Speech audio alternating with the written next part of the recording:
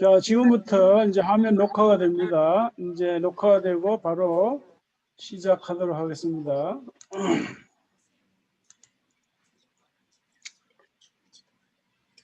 안녕하십니까. 선한교회 김종태 목사입니다. 우리 다 같이 찬양을 부르시면서 11월 넷째 주일 예배를 하나님께 드리겠습니다. 예수 가장 귀한 그 이름 예수 언제나 기도 들으사 오 예수 나의 손 잡아주시는 가장 귀한 그 이름 예수 찬양하기 원하네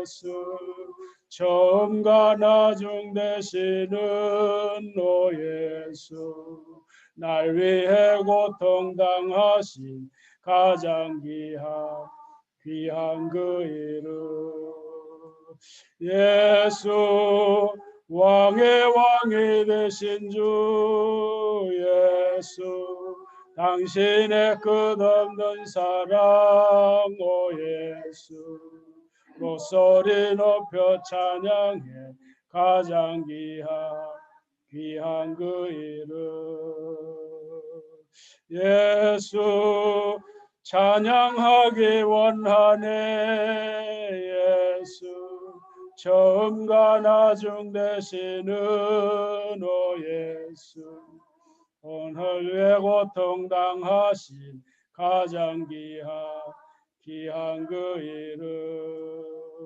예수 왕의 왕이 되신 주 예수 당신의 끝없는 사랑 오 예수 목소리 높여 찬양해 가장 귀한 그 이름 예수님 그의 희생 기억할 때 자기 몸 버려 죽으신 주 나 항상 생명 주신 그 은혜를 마음에 새겨 봅니다. 마음에 새겨 봅니다. 주 달리신 십자가를 내가 볼 때 주님의 자비 내 마음을 겸손케 해 주께 감사하며 내 생명 주께 드리네 이제는 저 높은 곳에 앉으신 하늘과 땅 왕 되신 주 나 이제 놀라운 구원의 은혜 높여 찬양하리라 높여 찬양하리라 주 달리신 십자가를 내가 볼 때 주님의 자비 내 마음을 겸손케 해 주께 감사하며 내 생명 주께 드리네 감사드리리 주의 십자가 나의 친구 되신 주 감사드리리 주의 십자가 나의 친구 되신 주 감사드리리 감사드리리 주의 십자가 나의 친구 되신 주 감사드리리 주의 십자가 나의 친구 되신 주 우리 합심해서 화면을 보시고 잠시 한번 기도하겠습니다. 예배 중에 하나님의 성령께서 우리 가운데 충만히 임하셔서 우리가 성령을 통해 위로받고 세임을 얻고 깨우침을 얻는 귀한 시간 되도록 기도하시기를 바라고 또 우리가 섬기는 선교사님들을 위해서 기도하시기 바랍니다. 특별히 이제 다음 달 12월 5일인가요? 서병채 목사님이 케냐로 떠납니다. 여러분 아시는 대로 지금 코로나로 또 상당히 이제 건강의 위협을 우리가 받고 있고, 뿐만 아니라 또 케냐에 또 이제 뭐 풍토병이라든지 여러 가지 건강상 또 애로사항이 있지 않겠습니까? 그래서 가서 한 5개월 정도 있다가 오시려고 하는데, 건강에 아무 어려움 없이 잘 다녀올 수 있도록 기도해 주시면 좋겠습니다. 또 우리나라와 민족을 위해서 여러분의 가족들을 위해서 우리 다 같이 한 1분 정도 잠시 한번 기도하겠습니다. 하나님 아버지 주의 사랑과 은혜 참으로 감사합니다.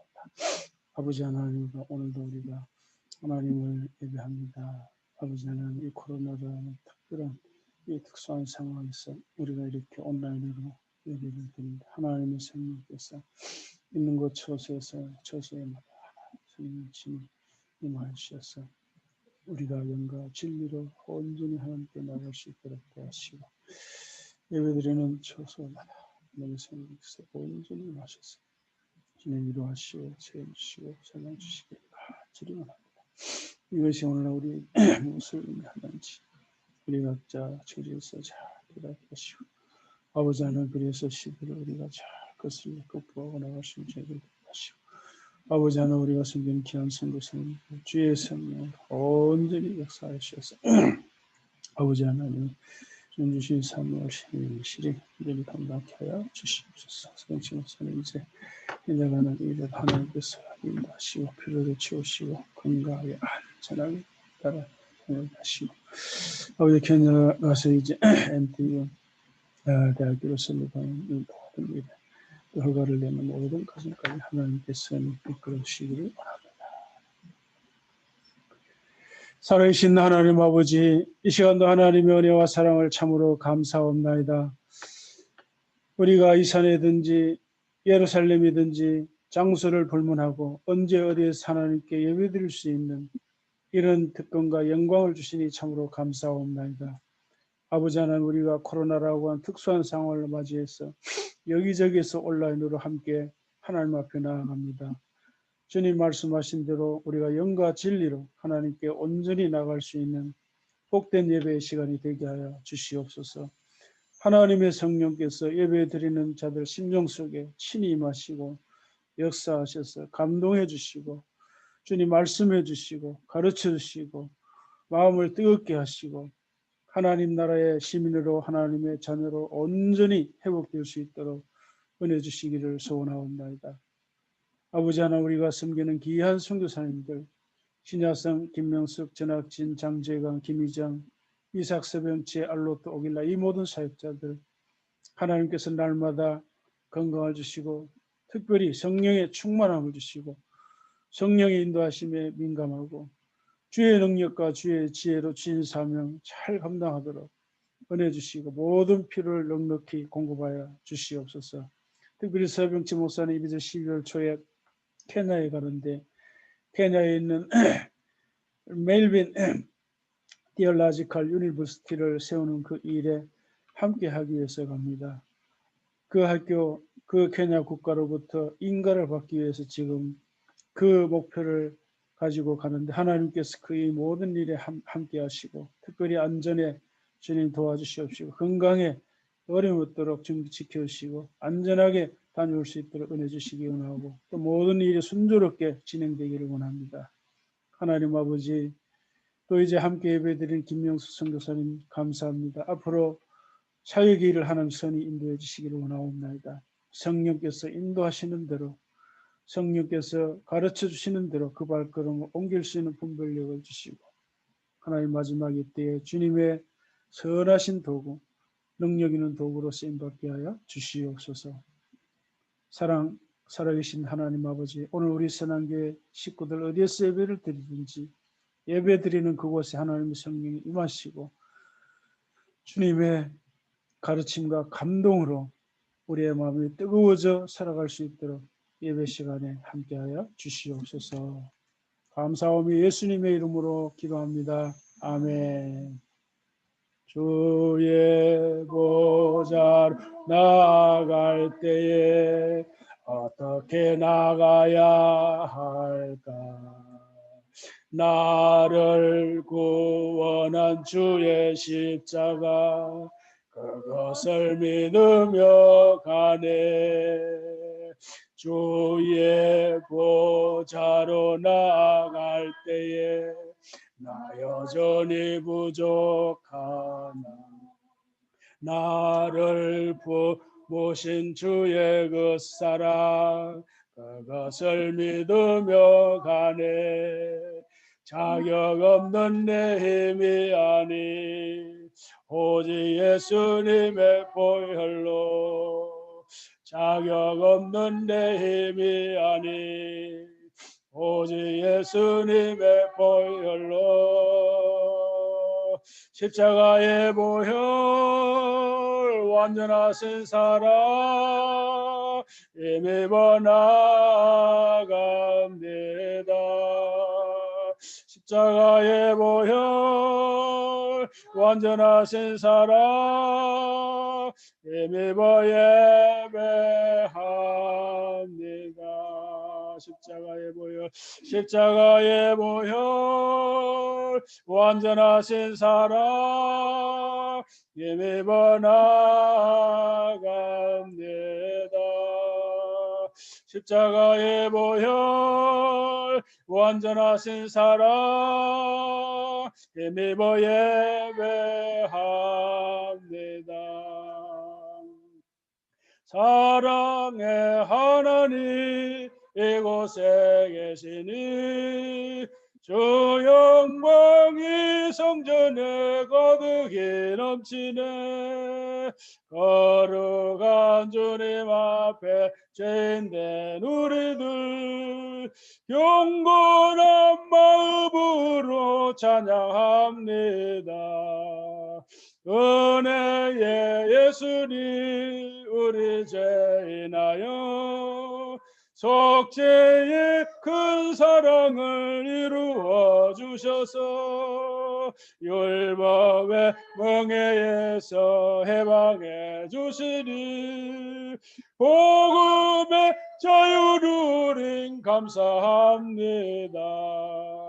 위로의 성령님 우리의 마음에 늘 함께 계시오니 큰 힘이 됩니다. 슬픔도 두려움도 넉넉히 이기님 이 세상 끝날까지 함께 하소서.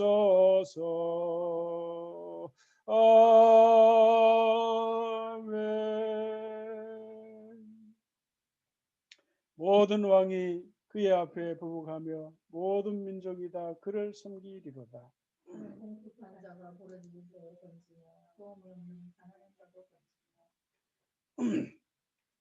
그는 가난한 자와 궁핍한 자를 불쌍히 여기며 궁핍한 자의 생명을 구원하며 그들의 생명을 압박과 감초에서 구원하리니 그들의 피가 그의 문 앞에서 공기에 흘러가리로다. 그들이 생존하여 스바의 금을 그에게 드리며 사람들이 그를 위하여 항상 기도하고 종일 찬송하리로다. 계속하세요. 산 꼭대기에 풍성하고 그것의 열매가 레모른같이 흔들리며 성에 있는 자가 땅의 풀같이 왕성하리라. 그의 이름이 영구하며 그의 이름이 해와 같이 장구하리로다. 사람들이 그로 말미암아 복을 받으리니 모든 민족이 다 그를 복되다 하리로다. 홀로 기이한 일들을 행하시는 여호와 하나님 곧 이스라엘 하나님을 찬송하라. 그 영화로운 이름을 영원히 찬송할지어다. 온 땅에 그의 영광이 충만할지어다. 아멘 아멘. 이세 아들들의 기도가 끝나니라. 아멘. 나는 전능하신 아버지 하나님 천지의 창조주를 믿습니다. 나는 그의 유일하신 아들 우리 주 예수 그리스도를 믿습니다. 그는 성령으로 잉태되어 동정녀 마리아에게서 나시고 본디오 빌라도에게 고난을 받아 십자가에 못 박혀 죽으시고 장사된 지 사흘 만에 죽은 자 가운데서 다시 살아나셨으며 하늘에 오르시어 전능하신 아버지 하나님 우편에 앉아 계시다가 거기로부터 살아있는 자와 죽은 자를 심판하러 오십니다. 나는 성령을 믿으며 거룩한 공교회와 성도의 교제와 죄를 용서받는 것과 몸의 부활과 영생을 믿습니다. 아멘. 고영재 장로님께서 지금 집에서 예배 드리는데 오늘 이제 대표 기도할 수 있지만 오늘 이제 줌 예배로 처음이 돼가지고 익숙하지 않은 다음 주일부터 기도를 할 것입니다. 제가 잠시 기도합니다. 살아계신 하나님 아버지 감사합니다. 이 시간에는 우리가 주님께서 말씀하신 것을 듣기를 원합니다. 귀 있는 자를 들을지어다. 주님 말씀했습니다. 우리가 다 주의 말씀에 들을 길을 주시옵시고 듣고 이해하고 깨닫고 기뻐하고 감동하고 주의 말씀을 중심으로 살아갈 수 있는 저희들 되게 하여 주시옵소서.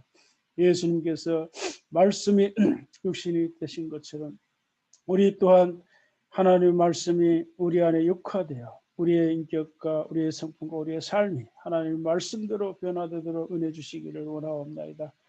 우리가 듣기는 들어도 깨닫지 못하고 알기는 알아도 순종하지 못하는 부족한 죄들입니다. 순종할 수 있는 힘을 주시고 능력을 주셔서 일상에서 말씀을 체험하며 살아가는 저희들 되게 하시고 말씀 체험과 더불어 하나님이 살아계신다는 걸 체험하며 살아가는 능력 있는 주의 백성들 다 되게 하여 주시옵소서. 감사하며 예수님의 이름으로 기도하옵나이다. 아멘. 아멘. 아멘. 아멘.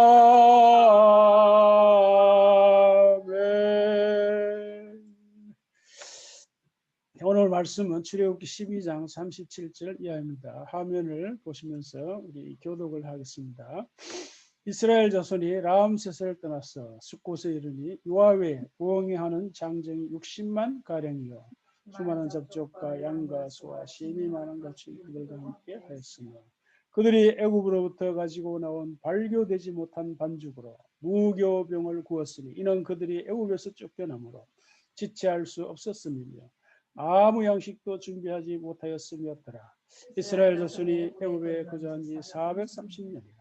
430년이 끝나는 그날에 여호와의 군대가 다 애굽 땅에서 나왔은즉 이 밤은 그들을 애굽 땅에서 인도하여 내심으로 말미암아 여호와 앞에 지킬 것이니 이는 여호와의 밤이라. 이스라엘 자손이 다 대대로 지킬 것이니라. 아멘. 아침에 예설 방울 새사라진 같이 내 기억 부족하여 늘 잊기시오니 잘 알아듣기 쉽게 늘 말해 주시오. 날 구속하신 사랑 또 들려주시오. 나 항상 듣던 말씀 나 항상 듣던 말씀 주 예수 크신 사랑 또 들려주시오. 아멘.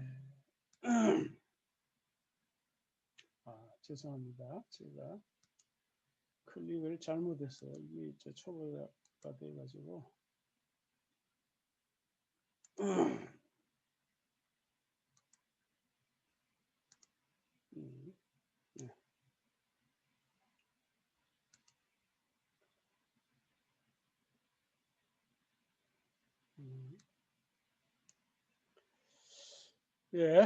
오늘 설교 제목은 자신의 뜻과 계획을 이루어 가시는 하나님. 자, 이런 건데요. 같이 한번 읽어보실까요? 자신의 뜻과 계획을 이루어 가시는 하나님. 사실 우리도 마찬가지죠. 빠르면 중고등학생 때, 늦어도 20, 30대가 되면 나름의 뜻과 계획을 세우고 이제 인생을 살아가죠. 아니면 어떤 사람도 소명을 확인하고 그런 걸 이루기 위해서 매진합니다. 이런 것을 우리가 어쩌면 하나님을 닮아서 그런 거겠죠. 우리가 하나님과 닮은 점이 많지만 차이점도 많은데 그 차이점 중에 하나를 말하면 자, 우리는 우리가 살아가는 그 짧은 인생 동안에 어떤 계획을 세우고 또 이루어가지만 하나님은 아주 거대한 역사적 흐름 속에서 그리 하신다는 겁니다. 다시 말씀드리면 이제 하나님은 이제 아브라함 같이 그 한 사람의 일생 속에서 자신의 뜻과 계획을 이루어 가시기도 하시지만, 그러나 그 한 사람만이 아니라 동시에 여러 사람을 통해서 자신의 뜻을 이루어 가시고, 또 대를 이어서 여러 세대 혹은 수세기, 수천 년, 수만 년의 세월을 이어가시면서 자신의 뜻을 이루어 가시는데, 정말 이 하나님이 하시는 일은 스케일이 정말 거대한 거죠. 그래서 오늘 이 설교의 전체적인 그림은 이제 그렇게 일하시는 하나님을 우리가 확인하고, 또 거기에서 우리가 메시지를 찾고자 하는 겁니다.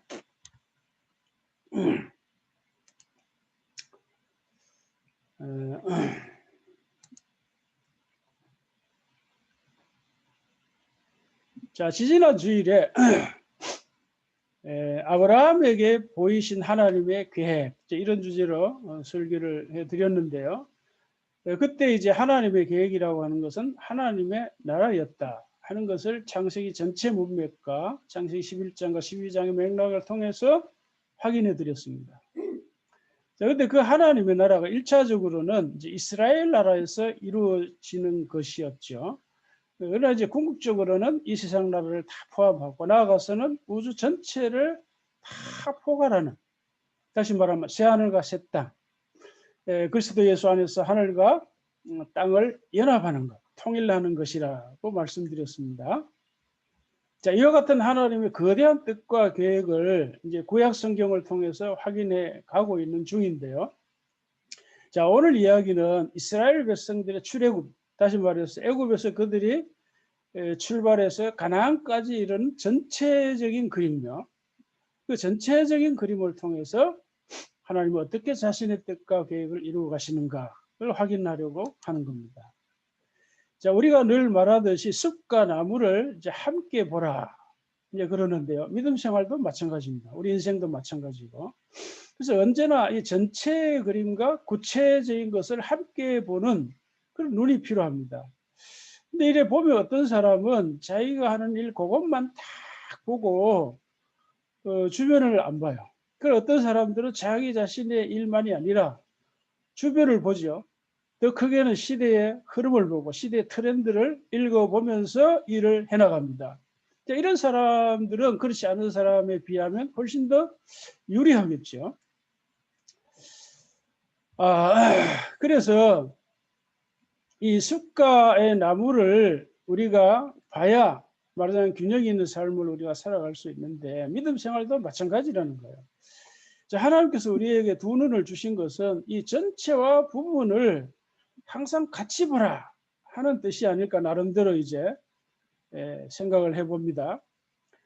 만약에 그렇지 않으면 어떻게 될까요? 우리가 우리 자신도 모르게 세상과 너무 가까워질 수 있고, 심지어는 하나님과 멀어질 수도 있어요. 영원히 멀어질 수도 있습니다. 그러나 두 그림을 같이 보면, 말하자면 내 인생과 그 하나님의 뜻과 계획, 이런 걸 같이 보게 되면은 어떻게 될까요? 그럼 우리가 하나님의 주권적인 인도하심에 어울려서 하모니가 되어서 인생을 잘 살아갈 수 있겠지. 뿐만 아니라 만일에 내가 어찌어찌 하다가 하나님의 뜻과 계획에서 멀어진다고 하더라도 그걸 우리가 알고 있으니까 내가 멀어졌구나, 스스로 신앙을 점검할 수 있는 거죠. 컨트롤할 수 있는 거예요. 그래서 이제 사도 바울은 고린도후서 13장 5절에서도 자신의 믿음을 점검하라 그랬어요. 체크하라 그래요. 그 스스로 자신의 믿음을 점검해야 되겠죠. 그래서 그렇지 않고 우리가 살아가게 되면 나도 모르게 주님이 가시는 길과는 영원히 멀어져서 우주의 미아가 될 수도 있겠다, 이런 생각을 합니다. 참 이게, 그래서 오늘 설교는 너무 중요한 얘기입니다. 자, 오늘 본문을 그래서 보겠습니다. 이제 오늘 본문을 일일이 다 설명하려고 하는 것은 아니고, 자, 아브라함에게 보이신 이 하나님의 계획, 이것이 어떻게 이루어져 가는지 그 흐름을 짚어보려고 하는 건데요. 이제 이렇습니다. 자, 우리 같이 한번 읽겠습니다. 다시 한번. 이스라엘 자손이 애굽에 거주한 지 430년이라. 430년이 끝나는 그날에 여호와의 군대가 다 애굽 땅에서 나왔다 그랬어요. 자, 여러분, 이 말씀이 의미하는 바가 뭘까요? 자, 여러 가지 우리가 메시지를 찾을 수 있습니다. 그러나 우리가 어떤 그 관점을 취하느냐에 따라서 본문의 해석이 다 달라져 버려요. 그러니까 오늘 저희 설교 제목의 흐름에서 보면 이 말씀이 의미하는 바가 있죠. 뭘까? 이거는 하나님께서 아브라함에게 약속하신 그 뜻과 계획이 이루어졌다는 거죠. 그죠? 그러나 부분적으로 이루어졌습니다. 그러니까 부분적으로 이루어지면서 여전히 또 완성을 향해서 이루어져 가고 있다 하는 걸 우리가 확인할 수가 있습니다. 자, 왜냐하면 여기 이제 우리가 잘 아는 창세기 이제 15장에 보면 하나님께서 아브라함의 후손들이 앞으로 어떻게 될 것을 다 얘기하셨죠. 그래서 내 후손이 이방에 400년 동안 고통을 당할 거다. 그러나 다시 4대 만에 돌아온다. 그렇게 약속하셨잖아요. 그러니까 아브라함의 후손들이 400년 동안 애국에서 종살이 하다가 4대 만에 돌아온다는 건데 그 약속이 이루어졌다는 것을 오늘 본문이 이렇게 말하고 있는 거죠. 자, 그러니까 우리가 보통 이런 말을 하잖아요. 이제 구약은 연소고 신약은 성취다 이런 말을 하는데 물론 큰 그림에서는 맞죠. 그러나 구체적으로 우리가 실제적으로 보면 구약과 신약과의 관계에서만 예언성취가 있는 게 아니라 구약 안에서도 예언이 있고 성취가 있습니다. 우리가 그걸 붙잡아야 돼요. 그러니까 이걸 붙잡지 않으면 하나님께서 자신의 뜻과 계획을 어떻게 실행해 나가는 것인지 그 포인트를 잡을 수가 없어요. 그래서 이 구약에서도 보면 우리가 오늘 본문에서 보듯이 하나님께서 아브라함을 불러가지고 세우신 그 뜻과 계획이 하나하나 차근차근 착착착착 이루어지는 것을 우리가 성경에서 볼 수가 있어요. 성경이 아주 놀라운 책인 것이죠. 자, 이런 예가 성경에 많이 있는 거죠. 자, 좀 더 구체적으로 보겠습니다. 자, 여러분 잘 아신 대로 이제 이스라엘 백성들이 애굽에서 해방이 됐죠. 그 어디를 향해서 가죠? 이제 가나안을 향해서 가는 거죠. 가나안. 그 출발지가 라암셋입니다. 근데 라암셋은 이제 이 요셉이 이제 애굽의 총리로 있을 적에 이 고센 땅을 이제 그 하사받은 땅인데요. 그 지역에 있어요. 그래서 이 라암에서 출발했는데 장정들만 이제 60만인데 보통 이제 우리가 200만으로 계산을 하죠. 자, 장정 외 유아나 뭐 어른들 다 합하면 이제 가족들 이제 이렇게 추산 엄청난 인원이 이제 애굽에서 대탈출을 한 거지 않습니까? 자, 위대한 해방입니다. 자, 지도로 보면 이렇습니다. 라암셋이 이제 여기인데요. 그래서 이 고센 땅을 아까 말씀드린 대로 이제 하사받은 땅이죠. 여기 아주 비옥하고 이 초목이 많고 그래서 양을 이제 치기 아주 좋은 땅이죠. 자, 그래서 이스라엘 백성들이 애굽에서 노예로 일하면서 건축한 성이 바로 이제 람셋과 비돔성입니다. 그래서 출애굽기 1장에 이렇게 언급되어 있죠. 그래서 이스라엘 백성이 람셋을 출발해가지고 여러 이제 경유지를 거쳐가지고 가나안 땅에 도착하는데, 자, 이런 큰 그림 속에서 하나님께서 자신의 뜻과 계획을 어떻게 이루어 가시는지 분명하게 확인해 볼 수 있습니다. 자, 그러니까 자, 하나님은 모세를 이제 이스라엘의 지도자로, 그 말은 이스라엘을 애굽에서 이끌어내는 지도자로 이제 세우실 적에 분명한 메시지를 주었어요. 자, 그 메시지가 뭘까요? 이제 시내산에서 이제 만나지 않습니까? 여기서 하나님 모세를 만나서 모세야, 모세야 부릅니다. 내가 여기 있습니다. 근데 그 다음에 바로 하는 말이 나는 내 조상의 하나님이니 아브라함의 하나님, 이삭의 하나님, 야곱의 하나님이라. 자, 여러분 하나님께 자신을 이렇게 밝힌 이유가 뭘까? 그 의미가 뭘까요? 그것은 나는 아브라함에게 한 약속을 지키는 자다. 나는 아브라함을 통해 보여준 그 계획을 성취하러 왔다. 그걸 위해서 너를 부른다. 이런 뜻이지 않습니까? 여러분 그렇게 믿습니까? 아멘. 예. 자, 그래서 이제 하나님은 출애굽기 6장 3절에서 이렇게 말씀하십니다. 같이 한번 읽으실까요? 내가 아브라함과 이삭과 야곱에게 전능의 하나님으로 나타났으나 나의 이름을 여호와로는 그들에게 알리지 아니하였고. 자, 무슨 말이죠? 이 족장들에게는 하나님이 자신을 전능의 하나님으로 알렸지만 그들에게 여호와로는 알리지 않았다. 그럼 이제는 뭐죠? 여호와로 알리겠다 그 말인데 그 말의 의미가 뭘까요? 이 말은 하나님은 언약을 하시고 그 언약을 반드시 신실하게 지키신다, 이런 뜻입니다. 요하라는 말이 그런 뜻이라는 거예요. 자, 그래서 우리 성경에는 수많은 약속이 있는데요, 그 약속을 믿고 따르는 사람은 그 약속을 체험합니다. 그렇지 않습니까, 여러분? 그게 믿음 생활의 본질이고 그게 믿음 생활의 정수입니다. 정수. 그러니까 믿음 생활의 본질에서 떠나 있는 사람이 너무 많아요. 그게 핵심인데. 그래서 바울이 이런 말을 했습니다. 우리 곧 나와 실루아노와 디모데로 말미암아 너희 가운데 전파된 하나님의 아들 예수 그리스도는 예하고 아니라 함이 되지 아니하셨으니 그에게는 예만 되었느니라. 그 다음에 하나님의 약속은 얼마든지 그리스도 안에서 예가 되니 그랬어요. 여기 얼마든지.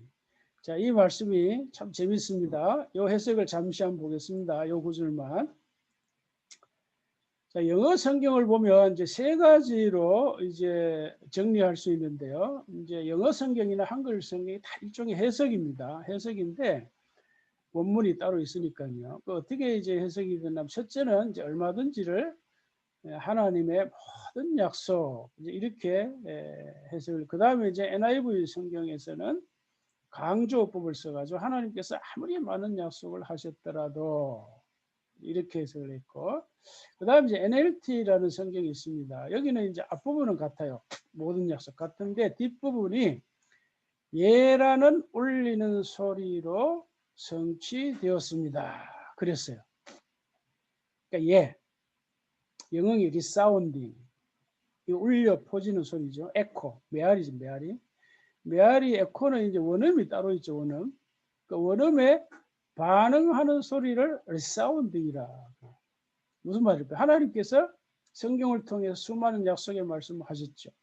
그 약속의 말씀에 예수님이 리사운딩 했다. 그 말, 리사운딩. 그러니까 뭐죠? 쉽게 말하면 하나님의 약속의 말씀에 리스판스해서 아멘으로 순종으로 성취하셨다, 이런 뜻입니다. 그러니까 우리가 하나님의 말씀에 대한 반응을 어떻게 해야 되는가, 어떤 자세를 가져야 하는 것이 여기에 다 아주 엑기스로 나와 있는 거예요. 자, 근데 여기에서 우리가 한 가지 더 기억해야 됩니다. 그게 뭔가 하면은 지금 우리는 믿음으로 세례를 받아 예수와 연합되었죠. 그리고 저번에 말씀드린 대로 믿음과 세례로 예수 안에 내포되었습니다. 예수 안에 있습니다. 이제 저와 여러분들은. 여러분 그렇게 믿습니까? 그게 세례의 의미라고 내가 여러 번 강조해 설명을 드렸습니다. 자, 그렇기 때문에 우리의 현재 영적 주소, 영적 실제, 영적 로케이션, 영적 위치가 뭐죠? 예수 안에 있는 거예요. 예수와 하나가 된 거예요. 우리가 결혼해서 부부가 한 몸이 되듯이 예수와 한 몸이 된 거죠. 그래, 하나, 예수와 하나 되고 예수 안에 있기 때문에 비록 간접적인 경험이기는 하지만 믿음 안에서는 우리가 예수와 함께 하나님의 모든 약속이 성취되는 것을 경험했습니다. 여러분 그게 중요한 거예요. 여러분 이걸 붙잡아야 돼요. 여러분 그렇게 믿습니까? 이 사실이 중요한 거예요. 우리가 믿음을 가지고 세례받고 예수와 연합이 됐다고 바울이 얼마나 강조합니까? 로마서 6장에서. 연합이 돼가지고 예수와 하나 됐고 예수 안에 있어요. 그러니까 우리는 죽으나 살아 예수와 함께 살고 예수와 함께 죽는다. 자나 깨나 예수와 함께 살고 죽는다. 예수와 딱 하나 됐기 때문에 우리는 현재 영적인 위치가 예수 안에 있단 말이에요. 그렇기 때문에 예수님이 하나님 모든 말씀에 아멘으로 예로 순종을 다 성취하셨단 말이에요. 그래서 우리가 원칙적으로는 이미 우리가 예수 안에서 하나님 말씀이 다 성취된 것을 경험했다. 이 사실을 붙잡아야 한다는 거예요. 이 사실.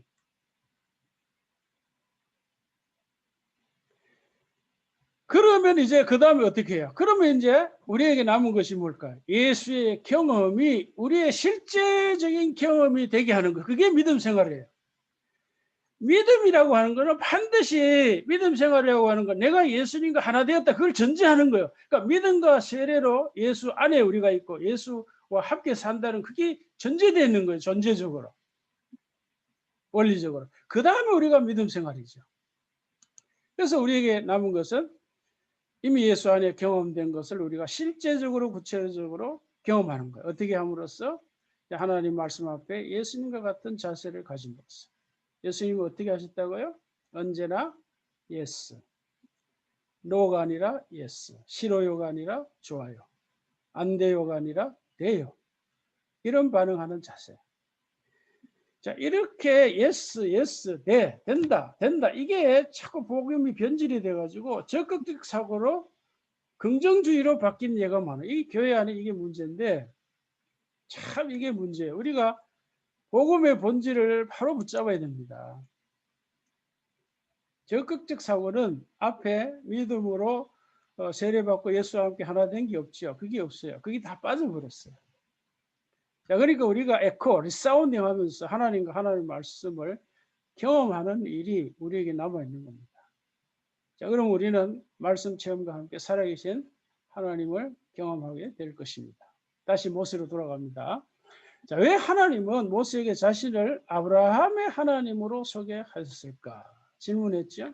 자, 그거는 말씀드린 대로 아브라함에게 보여준 자신의 뜻과 계획을 이루려고 모세 너를 부른 거다. 이런 뜻이라고 그랬죠. 자, 이런 부름에 모세의 반응이 어떻게 했나요? 예수님처럼 예스 했나요? 아니죠. No. 할 수 없어요. 나중에는 아마도 싫어요. 안 해요. 거기까지 간 것 같아요. 하나님께서 어떻게 합니까? 기적을 일으키죠. 모세를 설득합니다. 그래도 못한다고 하니까 누가 입을 지었지? 누가 벙어리나 기머거리나 맹인이 되겠지? 화를 내시죠. 그래서 결국 이제 모세는 말을 못합니다. 참 그러니까 아론을 같이 보내죠. 이제 결국 이제 모세는 하나님께 항복하고 순종합니다. 그러니까 이런 말씀들이 우리에게 보여주는 게 뭐죠? 히브리서 기자가 말한 대로 예수님은 모세보다 낫다. 그러니까 모세식의 순종보다는 예수식, 나사렛 예수식의 순종이 훨씬 낫다 하는 것을 성경이 우리에게 증거하고 있는 겁니다. 그것이 긍정주의나 적극주의 복음으로 변질이 안 되도록 우리가 구별을 잘 해야 되겠죠.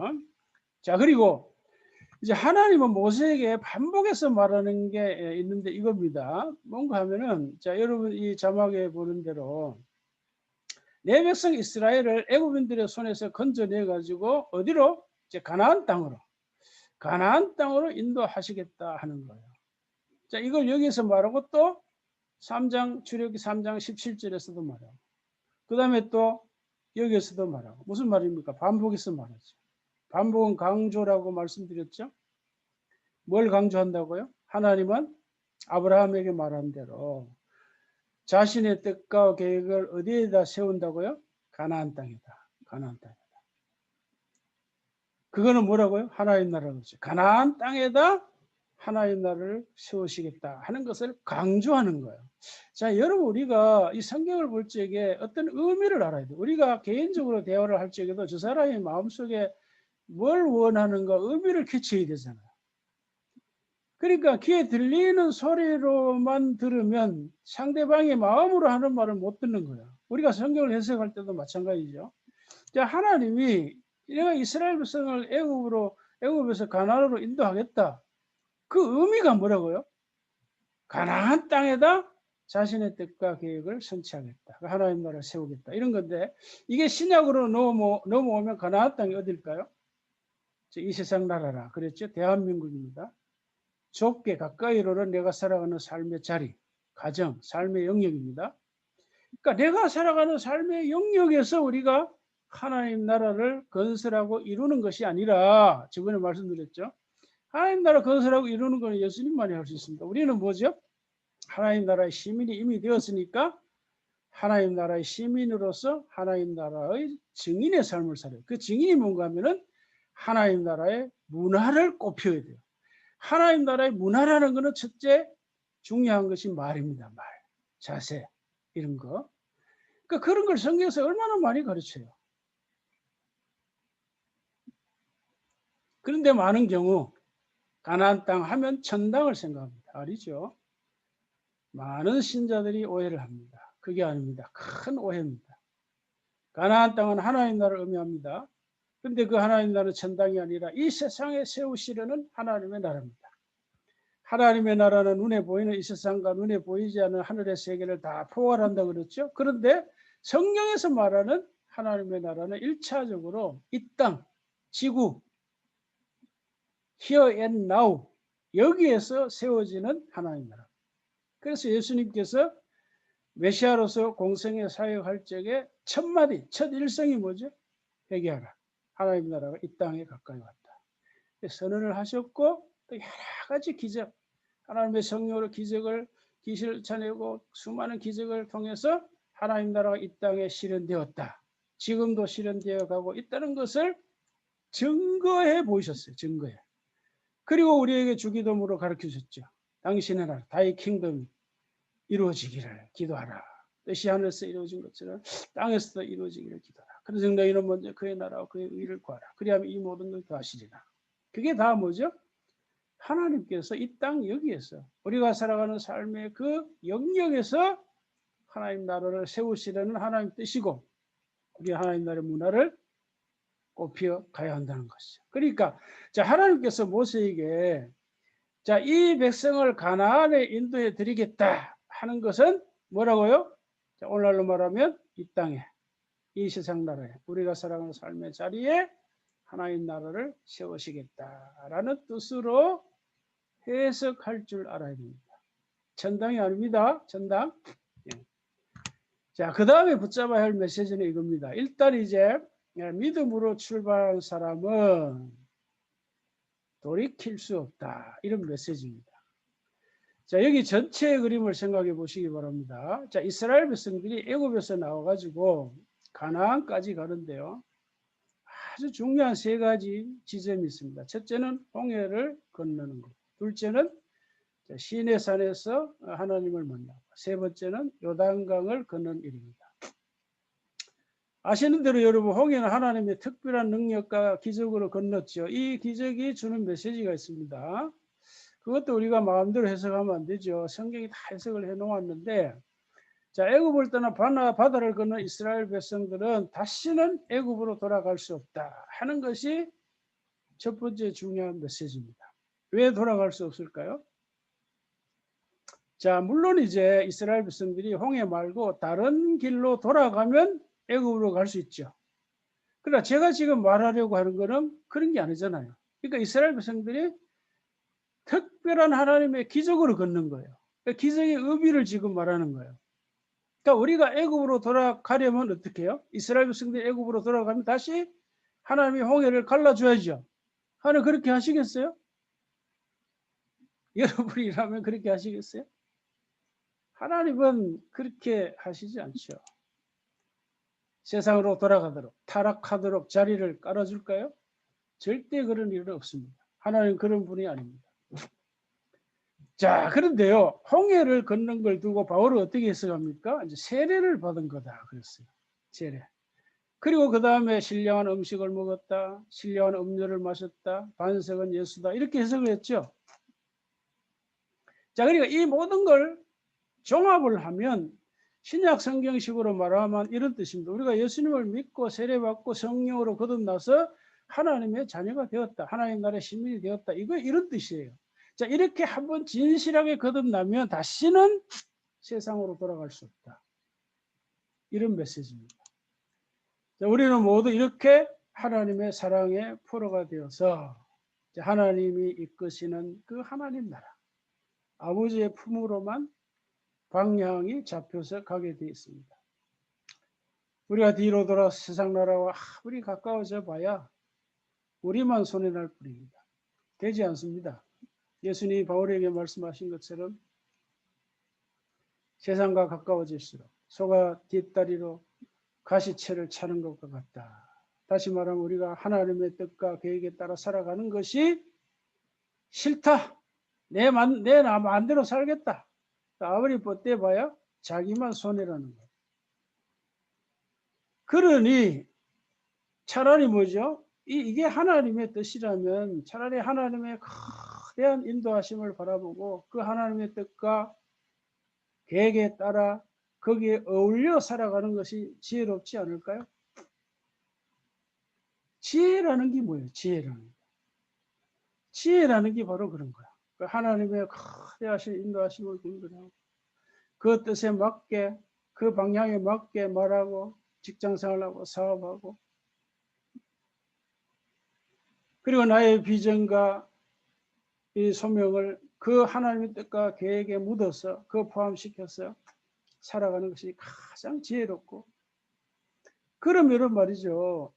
우리 자동차를 타고 가는 것 같아요. 내 힘으로 어디 가는 게 아니라 하나님의 능력과 은혜에 얹혀서 가는 것이죠.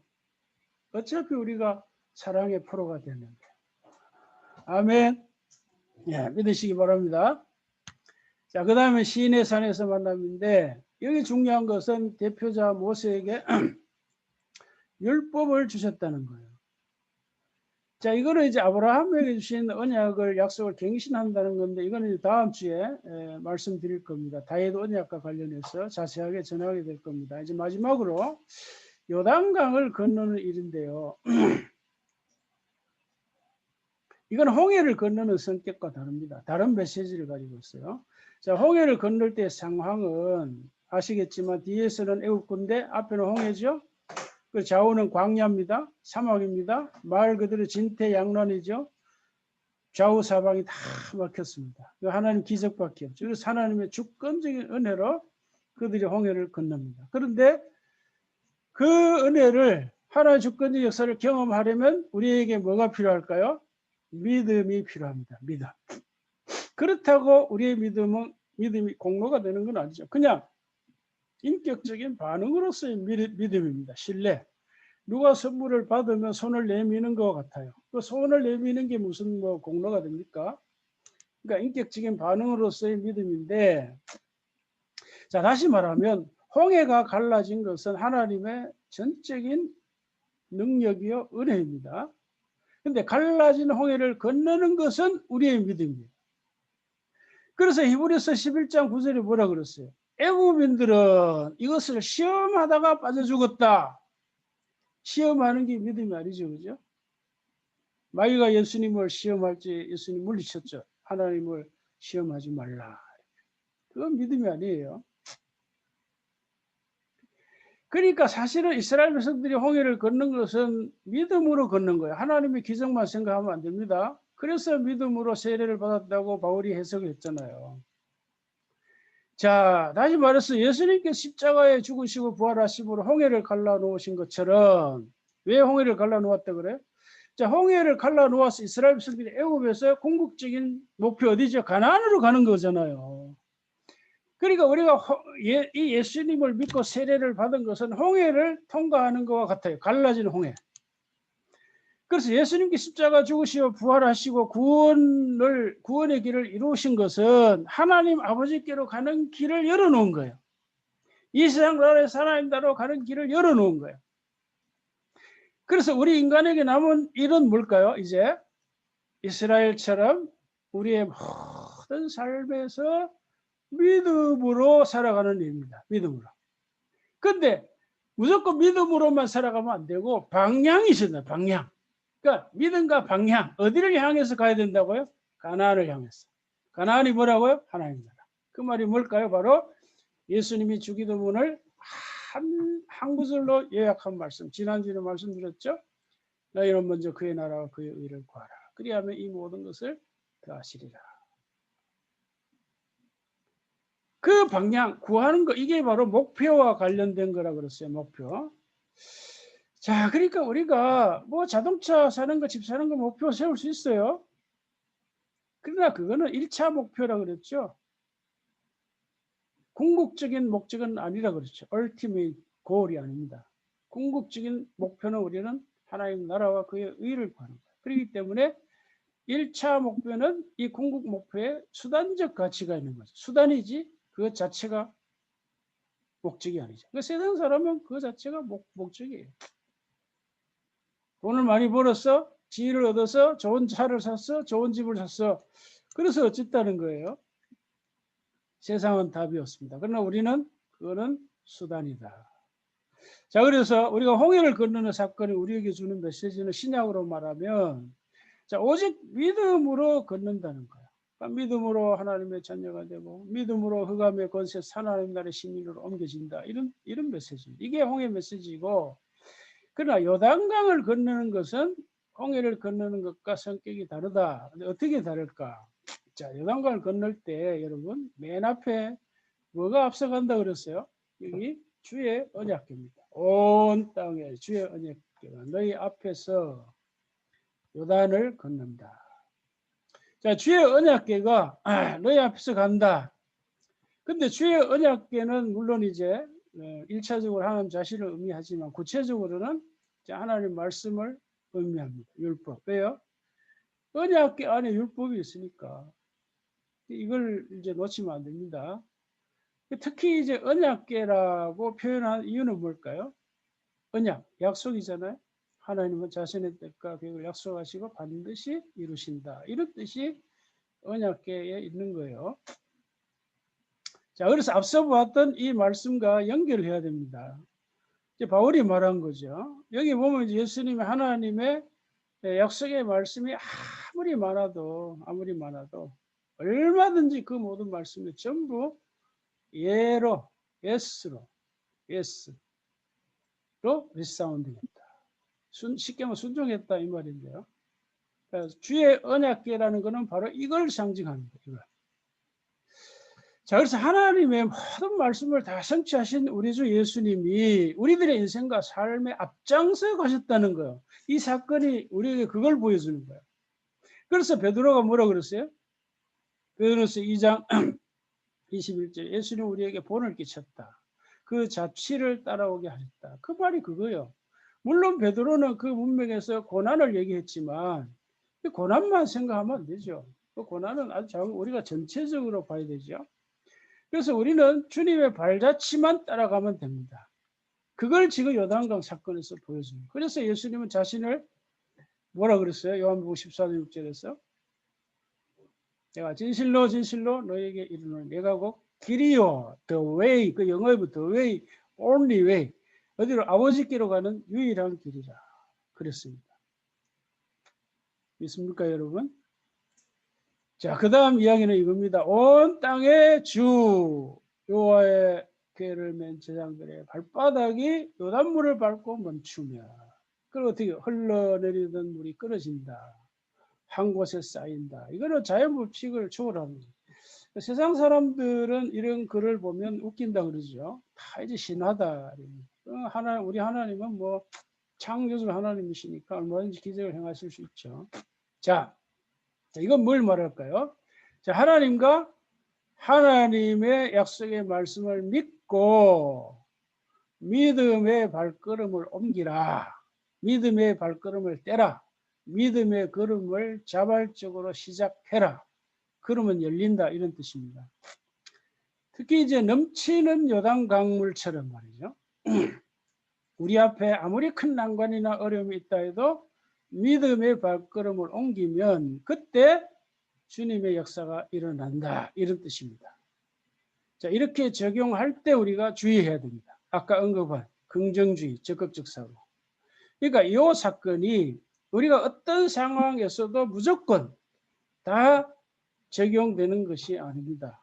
자, 우리가 그래서 문맥을 잘 우리가 봐야 되는데 다시 말하면 이 사건은 상황을 강조하는 것이 아니라 가나안 땅을 향해 간다는 그러니까 가나안 땅을 향해 요단강을 건넌다는 것에 강조가 있는 거예요. 다시 말하면 우리로 적용하면 우리가 살아가다 여러 가지 고난과 어려움 당할 수 있습니다. 그러나 그 사람 마음속에 뭐가 있어야 된다고요? 가나안을 향하는 마음, 하나님 나라를 향하는 마음, 예수님 말씀으로 말 그의 나라와 그 의를 구하는 그 일념이 있어야 한다는 거예요. 그러니까 어떤 상황이든 그 일념이 있다면 이런 기적이 일어날 수 있다. 반드시 일어난다가 아니라 일어날 수 있다. 그러니까 우선순위를 잘 구별해야 된다. 그렇지 않으면 하나님 나라 복음이 세상의 유사 복음으로 변질이 됩니다. 이게 참 문제예요. 우리나라 교회 안에 이런 게 너무 많아요. 그러니까 그런데 많은 경우 이 본문의 상황과 내 상황을 1대1로 곧바로 다이렉트로 적용을 하니까 많은 문제가 발생하는 거예요. 그러니까 성경이라고 하는 거는 그 창세기 1장에서 요한계시록까지 도도하게 흐르는 하나님의 어떤 생각이 있어요. 그게 항상 전제가 돼야 돼요. 하나님의 계획이 있다는 거죠. 그런 걸 먼저 생각하지 않고 1대1로 이스라엘 백성들이 믿음으로 건넜으니까 우리도 어떤 상황에서 믿음으로 나가면 기적이 일어나. 적극적으로 믿고 나가. 이렇게 하면 안 된다는 거예요. 그게 유사복음이에요. 하나님 나라의 복음을 변질시킵니다. 다시 말해 하나님 나라의 복음이 긍정주의나 적극주의의 수단으로 전락하게 된다. 이런 경우가 부지기수입니다. 그거 아닙니다. 이런 복음이 오늘날 교회 안에 너무너무 많아요. 그래서 제가 오늘 설교에 큰 그림을 보라 하는 것이 바로 그런 뜻입니다. 자, 그래서 이스라엘 백성들은 그 발걸음이 지금 가나안을 향해 있는 거예요. 가나안을 향해 가는 게 아니면 요단강을 왜 건너겠어요? 그래서 우리가 숲과 동시에 나무를 봐야 된다. 나무와 동시에 숲을 봐야 한다. 그러나 숲을 먼저 보고 나의 현실, 나의 상황이라는 나무를 보라. 이런 메시지입니다. 그리고 지난주에 전해드린 의식주라는 나무, 하나님의 나라라고 하는 숲, 이걸 같이 봐야 한다. 이런 뜻입니다.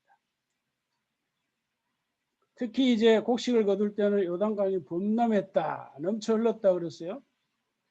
자, 그러니까 이걸 우리에게 적용하면 지금 코로나와 같은 상황이라고 생각할 수 있죠. 우리가 말씀을 적용을 해야 되니까. 그러나 이제 하나님 나라와 하나님의 의를 목표로 삼고 믿음의 발걸음을 옮겼을 적에 위에서 흘러내리던 물이 그친다. 물이 한 곳에 쌓인다. 연매로 흘러가던 물은 온전히 끊어진다. 이런 뜻이에요. 다시 말하면 코로나를 극복할 수 있죠. 그러나 이걸 앞서 말씀드린 대로 잘못 적용하면 복음이 변질이 된다는 거예요. 왜곡. 물론 저는 긍정주의나 적극주의 그 자체를 비판하는 거 아니에요. 제가 오해하면 안 돼요. 그런 생각하는 거 좋죠. 그러나 우리가 이렇게 살아갈 적에 이런 기적이 일어나지 않을 수도 있기 때문에 성경은.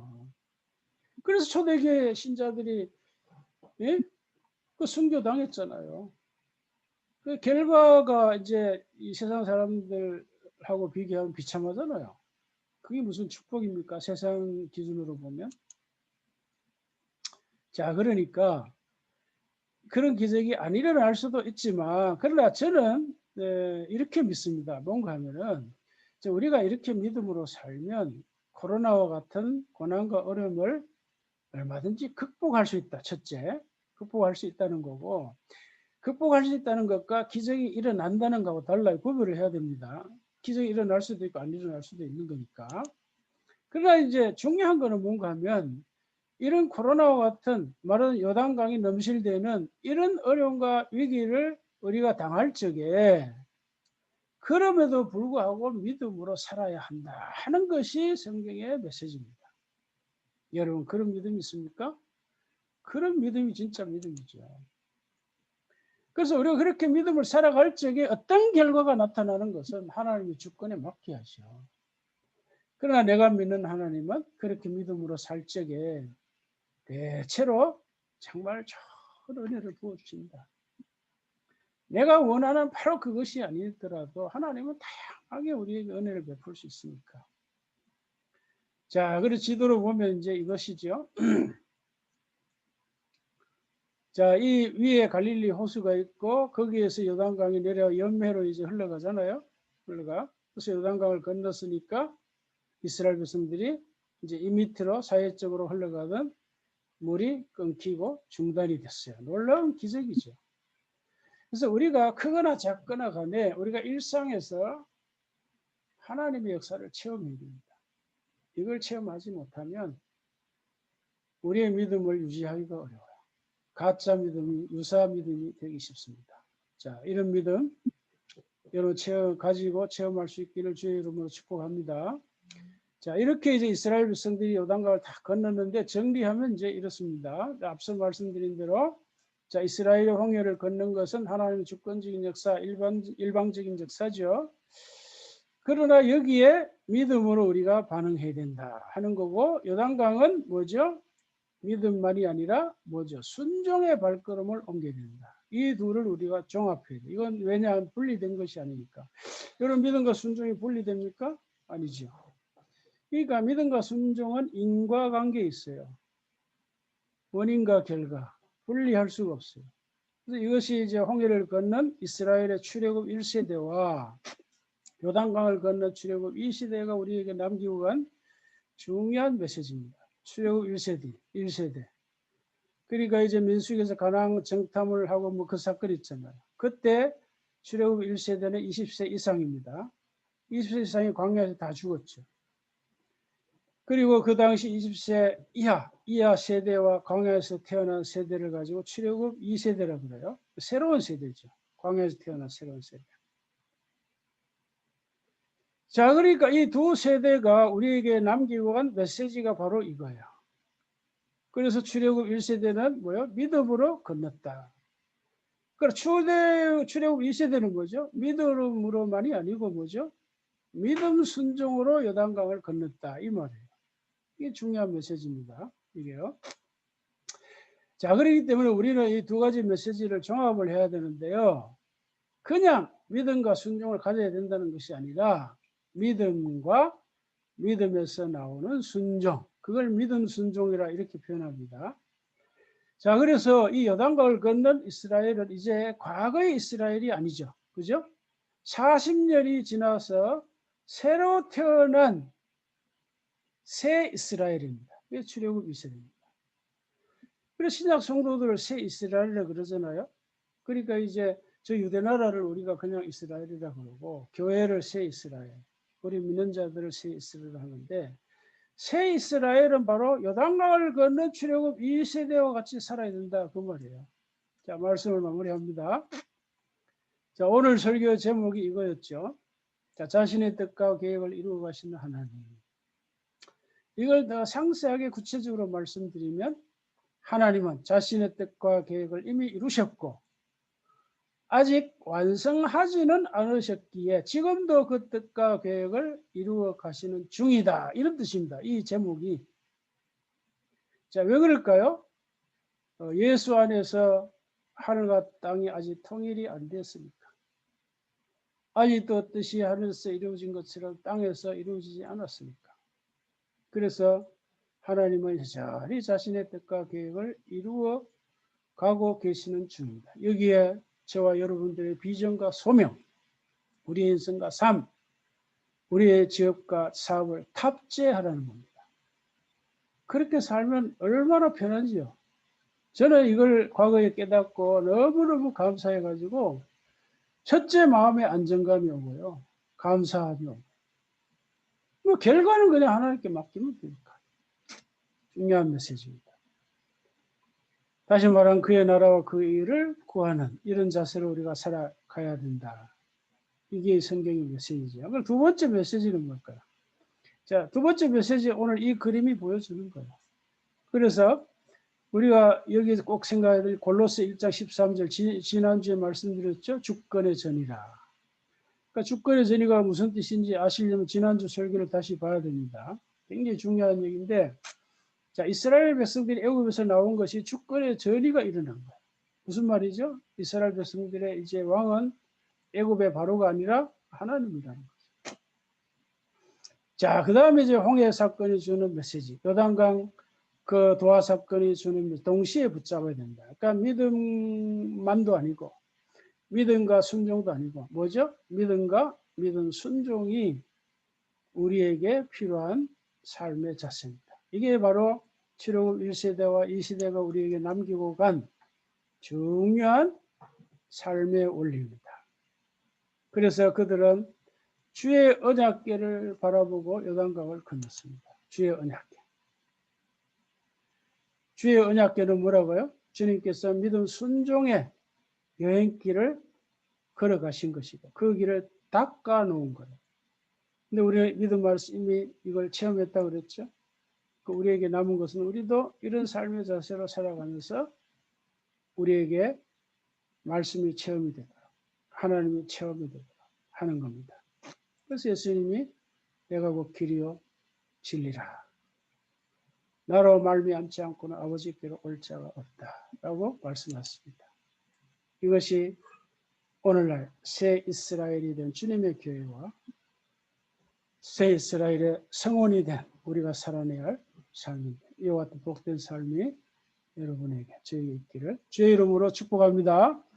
하나님 아버지 감사합니다. 오늘도 우리가 주의 말씀을 상고했습니다. 이 말씀이 우리의 뇌에 새겨지게 하시고 우리 마음에 새겨져서 이 말씀이 우리가 살아가는 삶의 동력이 엔진이 되게 하여 주시옵소서.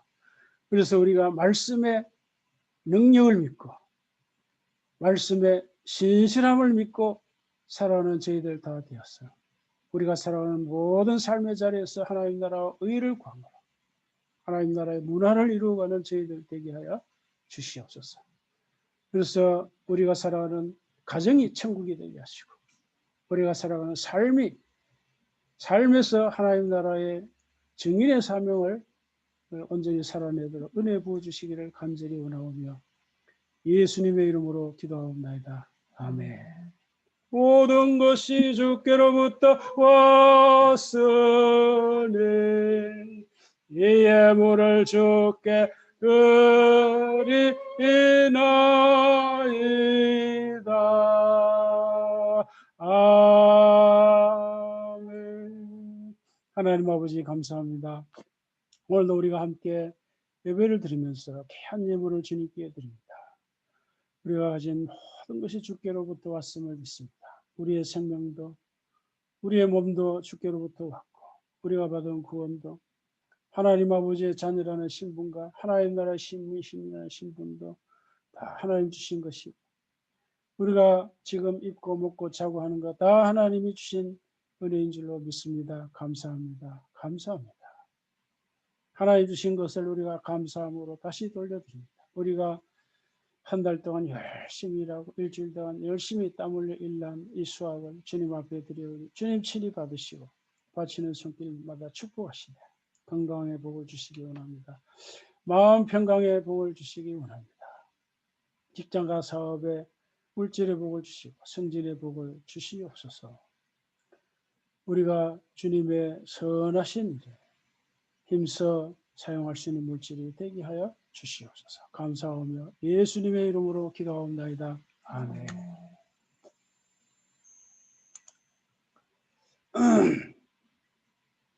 어디든지 예수 나를 이끌며 어디든지 예수 함께 가려네. 예수 함께 아니 가면 나갔고 어디든지 예수 함께 가려네. 예수를 가든지 겁낼 것 없네. 어디든지 예수 함께 가려네. 세상 친구 모두 나를 떠나도 주와 동행하면 외로워겠네. 가는 길이 위태하고 험해도 어디든지 예수 함께 가려네. 어디를 가든지 겁낼 것 없네. 어디든지 예수 함께 가려네.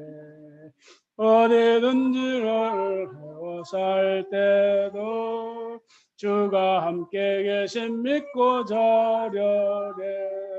죽은 후에 천국에서 깨어나 예수 함께 길이 살리라. 어디를 가든지 겁낼 것 없네. 어디든지 예수 함께 가려네. 이제는 예수 그리스도의 은혜와 하나님 아버지의 영원하신 사랑과 성령님의 감화 감동 충만하시니 그 나라와 그의 의를 구하며 살아가기를 원하는 주의 모든 성도들이 이제로부터 영원히 함께 있기를 주님의 이름으로 축원하옵나이다. 아멘. 반갑습니다, 여러분. 예, 예배 함께 해주셔서 너무 감사합니다. 여러분 한번 인사 한마디 하실까요? 여기 이제 우리 형님이 같이 이제 예배를 드렸는데 한번 인사 말씀하실래요? 예. 들리나? 크게 한번 얘기해 보세요. 크게 얘기해 보세요. 네. 다시 잘못. 이게 참 처음 해가지고 잘 안 들리는 말이 잘 안 들려. 자, 우리 이제 건사님 보입니다. 건사님 한번 얘기해 보세요. 예, 건사님.